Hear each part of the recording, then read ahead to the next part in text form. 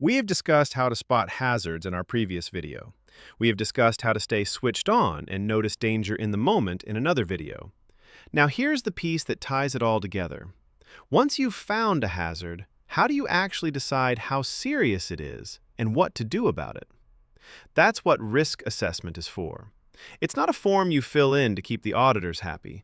Done properly, it's the tool that tells you which hazards need fixing today and which ones can wait. In the next few minutes, I'll show you exactly how to carry out a proper risk assessment, step by step, in plain language, with real examples, so you can start using it immediately, whatever industry you're in. Let's get into it. A risk assessment is the process of looking at a hazard and asking two questions. How likely is this to actually happen, and how bad would it be if it did? That's the whole idea. You're not just noting that a hazard exists, you're working out how much it actually matters so you know where to focus first. Here's why that matters. Every workplace has more hazards than time or money to fix them all today. A risk assessment is how you decide what gets dealt with right now and what can reasonably wait. Without it, you're either ignoring real dangers or wasting effort on things that were never that serious to begin with. Risk assessment brings order to that chaos. There's a simple 5-step process used across almost every industry in the world. Once you know it, you can apply it to any hazard, anywhere. Step 1. Identify the hazards. This is everything we covered in our hazard identification video. Walk the space, watch the real work, ask the people doing it, and check your near-miss records. Step 2. Decide who might be harmed and how. Don't just say, workers. Be specific. Is it the machine operator?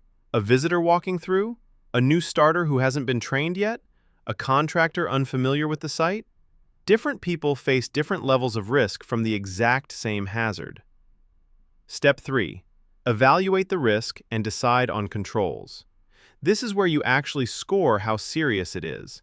I'll show you exactly how in a moment, and then decide what needs to be done about it. Using the hierarchy of controls from our hazard video, eliminate, substitute, isolate, change the process, and only then PPE. Step 4. Record your findings. Write down the hazard, who's at risk, the score, and the action you're taking. This isn't paperwork for its own sake. It's what lets you prove you've thought it through, and what lets someone else pick it up if you're not there. Step 5. Review and update. A risk assessment is not a one-time task. Review it when something changes, new equipment, a new process, a new near miss, and review it periodically even if nothing seems different, because conditions drift over time. Now let's talk about step 3 properly, because this is where most people get stuck. How do you actually turn "this seems risky" into a real number? The standard method uses two simple scales, multiplied together. First, likelihood.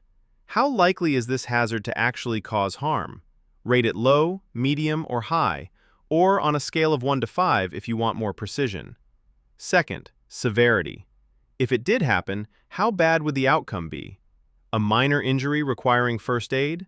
A serious injury requiring hospital treatment? Or could it be fatal? Again, rate it low, medium, or high, or 1 to 5. Multiply likelihood by severity, and you get your risk score. A hazard that's unlikely and only causes minor harm scores low. It can wait. A hazard that's likely to happen and could kill someone scores critically high. That gets fixed today, no matter the cost or inconvenience. Here's a quick example. A loose floor tile in a rarely used storage room. Low likelihood, because barely anyone walks there, and low severity, because it's just a trip. Low score. Note it, fix it when convenient. Now take a frayed electrical cable on a shop floor used by staff and customers all day. High likelihood, because it's used constantly, and high severity, because electrical faults can be fatal. High score. That gets isolated and fixed immediately, not next week. Before we wrap up, here are the mistakes that quietly make risk assessments useless. Watch out for these. Mistake 1. Doing it once and filing it away. A risk assessment written 3 years ago for a workplace that's changed completely since is worthless. It has to stay alive and current. Mistake 2. Copying a generic template without actually thinking it through.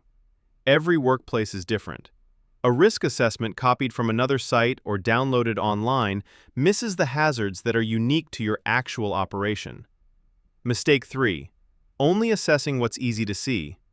The quiet hazards, ergonomic strain, psychosocial pressure, slow chemical exposure, get left out because they're harder to picture.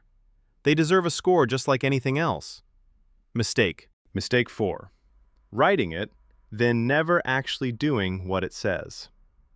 A risk assessment that recommends a control that never gets implemented isn't safety. It's just a document. The paperwork only has value if it drives real action. So here's what to remember. A risk assessment is simply this: find the hazard, work out who it could hurt, score how likely and how severe it is, decide what to do, write it down, and revisit it regularly.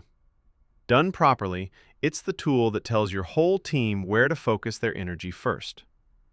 Your challenge: pick one hazard in your workplace this week and actually run it through these 5 steps properly on paper. Notice how much clearer the priority becomes once you've scored it, instead of just guessing. If this helped you, like it, subscribe, and share it with someone on your team.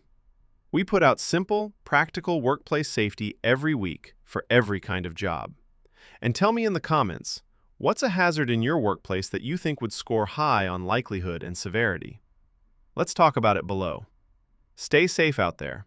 I'll see you in the next one.